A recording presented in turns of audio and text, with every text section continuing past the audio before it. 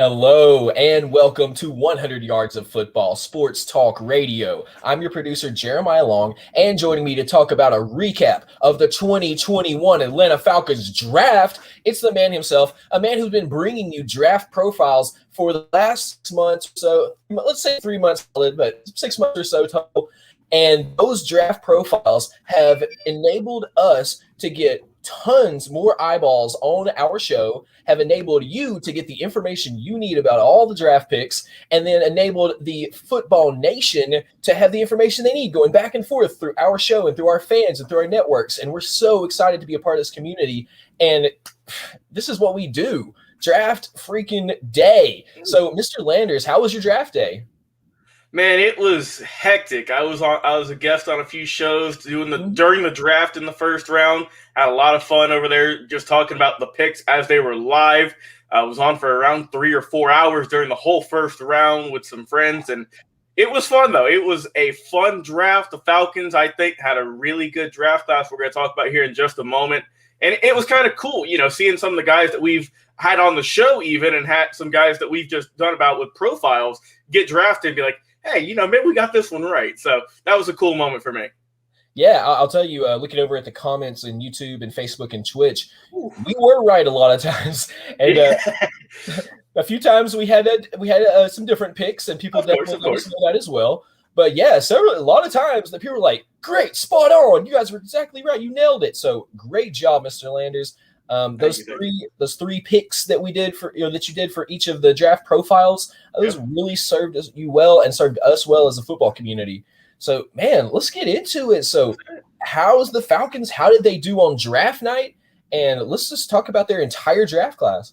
Let's do it. So, man, a lot of people have graded this Falcons draft class very highly, and I don't blame them. They did a great job. They covered a lot of positions they needed to fill desperately. And let's get right into it. Of course, we know they had the number 4 overall pick in this year's draft. People were wondering, are they going to keep it? Or are they going to trade it away for more picks to help out that defense potentially? Well, they kept it. Round 1, pick 4 goes to Kyle Pitts, the absolute generational talent even out of Florida. Man, I know we said on the show before that either the Falcons were going to get this guy or they were going to trade back. And whenever I was seeing that, they were going to keep that pick, I knew Mr. Pitts was going to be coming to Atlanta and is going to help out this football team tremendously. People already said this guy might be the next Tony Gonzalez, who we know how he did, Hall of Famer with the Kansas City Chiefs and even the Atlanta Falcons back in the day. So this guy is a can't-miss prospect. I love this young man coming out of Florida, and that's just another great weapon that Matt Ryan is going to have on that offense, along with Julio Jones, Calvin Ridley, and a lot of other guys we're going to be talking about in this draft. But, man, this was a phenomenal pick. I love that the Falcons were able to pick this young man up. I think he's going to have a tremendous career for the Falcons, and hopefully a Hall of Fame career we'll be talking about in one of our special Hall of Fame draft profiles in a couple of years. So we'll see how he does. But congrats to Kyle Pitts, number 4 overall pick.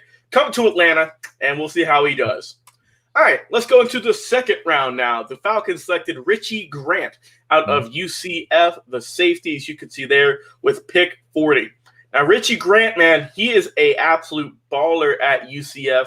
We know the Falcons need to fill a lot of holes in their secondary, and they got an absolute steal here with Grant's ability to cover the ball, to get some pass deflections.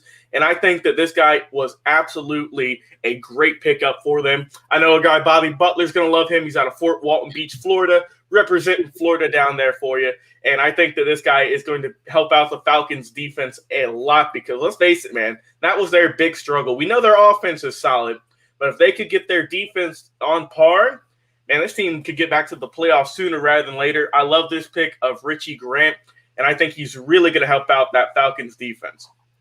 All right, next we went to the offensive side of the ball once more, filling up that offensive line. Well, with Jalen Mayfield, I remember a man that we spoke about a couple of months ago on the show. And, man, round 3, pick 68, solid pickup for him. Young man out of Michigan, did a lot of good work for the Wolverines. And now we're going to see how he's going to do with the Falcons, how he's going to slot in there, how some guys are going to have to move over, and how he's going to do because he was very impressive in college. I think he's going to carry over to the NFL, and we'll see how this young man's going to be doing that with pass protection as well as run blocking. But he has all the tools to be a really good offensive lineman, and hopefully, he can get some more strength in him and get to learn that Falcons playbook. And we'll see how he can do for the Atlanta Falcons. It's always hard to judge offensive tackles just based out of college because it's hard, man. It's just tough because you never know how they're going to translate to the NFL. But I think that Jalen Mayfield is going to have a solid career for however long he's going to be in the league for. Yes. All right, Darren Hall, the cornerback, round 4 out of San Diego State. Now, I didn't know too much about this young man before he got drafted. San Diego State, a little bit of a smaller school. I know their baseball program is pretty solid. The football program, didn't know much about, to be honest. But, hey, Darren Hall, I looked up some of his stats. Very, very impressive, man. I like the way that he was able to just track the ball as a cornerback. So he got a few picks. He's out of Pasadena, California, 5'11", 188. So he's got a good frame to him. Really a good guy, really a good player. Out of the Mountain West Conference, they went to a smaller conference and picked him up. But I think that overall that, we've seen guys who are from smaller schools per se, and who they come in and they have absolutely stellar careers. So the Falcons desperately need help, like I said before, at the cornerback, at the safety position. They got rid of some guys and they had to bring some new ones in. And Darren Hall is just another one they brought in to hopefully that they can fill that cornerback hole and that can have a good career in the NFL. But I like this young man. I like the pickup, and I think it was a good steal for the 4th round. All right, we have Drew Dahlman, another center coming in for the offensive line. Round 4, pick 114. So he's offensive lineman, mostly a center out of Stanford. So this young man has a lot of talent to him. I've seen some highlight videos of his, so just some footage of his, and he's impressive, man. And at 6'3", 295, how could you not? So we'll see how this young man can do because he has the looks that can already make it as an NFL center. So I think that with a little bit of seasoning, of course, a little bit of training, I think he could become a very good center. And I mean, hey, the center I think is one of the most important positions in football because you know why? He snaps the ball. So without him, nothing is going to happen. So congrats to Drew getting drafted by the Falcons. We'll see how he can do in the NFL and how he's going to crack the offensive line. But hopefully he's got a good career, and hopefully he can get a lot of snaps off for the Falcons in the years to come. All right, next we have Taquan Graham. They went to the defensive line this time. Defensive tackle, round 5, pick 148. The young man represent the Longhorns out of Texas. So round 5, things were getting a little – once you get into later rounds, you kind of just start reaching for some guys usually because these are kind of unproven prospects who, they're not in the higher rounds. They're in the lower rounds. And guys who they think have good potential that could translate well to the NFL. So Taquan Graham out of Killeen, Texas, 6'3", 292. Really good guy. Had a good, solid career at Texas. Had a couple of tackles. Had some sacks as well. Now, they say I was watching some footage of him. He's not the fastest defensive tackle in the world, but once he wraps his arms around you, it's pretty much over. So if he can get a little bit more speed, I think, and get some more mobility, I think he could be a really good player for the Falcons' defensive line. So once he gets some more mobility to him, because, he is a bigger guy, like I said, with his frame. But I think that if he can get a little bit more speed, maybe trim down just a little bit, that would really help him out. And that could really be kind of a steal for this draft, I think. But we'll see how he does. We'll see if he can shed a little bit of weight, get a little bit more speed to him. And I think he could be a really solid threat if he can get everything tooled together, get everything working for him, and we'll see how he can do for the Falcons. All right, we have our guy A.O. I'm not even going to try and pronounce it. Everyone's going to be messing it up. Let's not even front. Let's say Mr. Agundajay. Yeah, we'll go with that, Mr. Agundajay. We'll rock with that. Round 5, pick 182, defensive end. So they went once more to try and help out with that offense or with that defensive line. And they got a good one here, man, because they were able to get a guy from Notre Dame, really solid player. And I think that, if you're able to get a guy from a big school like Notre Dame later in the draft, even though that, they got him a little bit later, that doesn't mean the talent's not there. So, A.O., man, a solid player at Notre Dame. I like this young man, 6'4", 260, absolute threat on the defensive line. Had a couple of sacks, had some All-ACC honors in 2020, and 23 tackles, 7 sacks as well. So they were able to get a guy who's able to get to the quarterback and able to disrupt the quarterback. So I like this pick. The Falcons need someone who can really kind of help rush and get to that quarterback along with Grady Jarrett, of course. So I think that if Ao, our boy, hey, we'll be learning how to say his name in a few years, I'm sure, once he becomes I'm going to give it a whirl just because I know how many times people mispronounce my name, even though it's fairly common. My name's Jeremiah, but people have mispronounced my name in various ways my whole life, so I'll give it a try just for because he deserves it. Adetokunbo Ogundeje. Adetokunbo Ogundeje. Hey, let's do it, man. Hopefully we're at least a little bit close. And if not, I'm sure we're going to be learning it more on the field on Sundays for many years to come. Yeah, so congratulations. Hopefully this young man's going to have a good career. Mm-hmm. All right. Hey, I love this pick, Jeremiah, because Avery Williams, cornerback, round 5, pick 183, a young man we've had on the show. We've interviewed a couple of months ago. Happy to see this, man. Happy to see this young man drafted by the hometown team. Yes, sir. Of course. Yeah, we have a link to the video. Of course, we'll drop it. And, man, this young man, happy, man. I think I produced this show. I got Vincent Turner, was able to talk with him. And I believe Daniel Kelly as well, if I'm not mistaken. They were able to chat with this young man for a little bit, talk about his psyche, get into the mind of his. And, man, this guy is a solid player all in all, man. And, I mean, he's going to be a threat for the punt return and kick return games as well, because that's where he really excels, is in that. Of course, he's a solid cornerback, but he's a guy that we're going to be seeing a lot on the special teams route. He's going to be doing a lot of good punt and kick returns. And, hey, whenever he gets his chance to play a little bit of cornerback as well, I'm sure he's going to absolutely ball out. But, man, I was so happy to see this pick, man. A guy from the show get drafted by Atlanta Falcons. We're going to have to get a jersey, I think, for him. I'll have to put it behind me. We'll have to proudly represent our dude. Oh, yeah. And, I was going to tell you, too, I just dropped a link to the video into the comments. And I'm just going to show you real quick, everybody, here's exactly what we're talking about. If you go over to our page, 100 Yards of Football, either on YouTube or on Facebook, on Twitch, and what I searched for was Avery Williams, 100 Yards of Football. And when I searched that, guess what? Boom, there's that amazing interview produced by Logan Landers with our dude, Vincent Turner, our founder, and our amazing guest, David Kelly, interviewing our dude, Avery Williams, before the draft. So you find out everything he was thinking, where his mind was at, and go through the entire process of watching him get drafted after you watch that video. That's amazing. So huge up to the entire team. Huge up to you, Logan. That was a great land, and y'all did an amazing job. And that's one of the things about 100 Yards of Football. We just keep that momentum rolling. So let's keep going. Let's do it, man. Yeah, happy to see Avery coming to Atlanta. Hopefully we can get him on the show once more now as a Falcon. We had him on with Boise State. So hopefully, hey, if you're watching Avery, come back on the show, man. We want our interview with you. Once you got those pre-draft jitters out the way, we love to get you back on here talking some more football. So let's keep it going here. We still have a couple more prospects. We have the last one that they got here. Into the comments as well. Put that link in the comments. Perfect. All right, the last pickup they got here, Frank Darby, wide receiver out of Arizona State, helping out the Sun Devils. So I think that, round 7, usually take a shot on a guy. So a guy that is fairly unknown. But, hey, Frank Darby had a solid career for Arizona State. They got him in the last round, 6 foot, 200 pounds, right even. But I think that overall, though, he had a really good career. Overall, this guy could have maybe went up a little bit. But he had if he didn't have a rib injury in this past year, I think that might have really kind of boosted his draft stock. So they took a little bit of shot on him, 6th round, pick 187. They took a shot on him. They knew he was a little bit injured coming into the draft. But hey, that's another bench piece you can get. That's not.